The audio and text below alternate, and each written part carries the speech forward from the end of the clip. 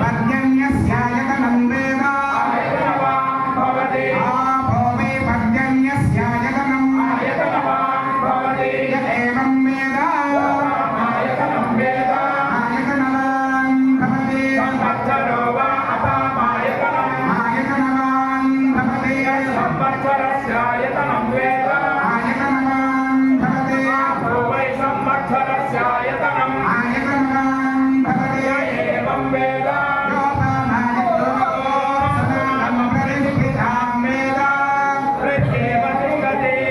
कृष्णार्बलमाहो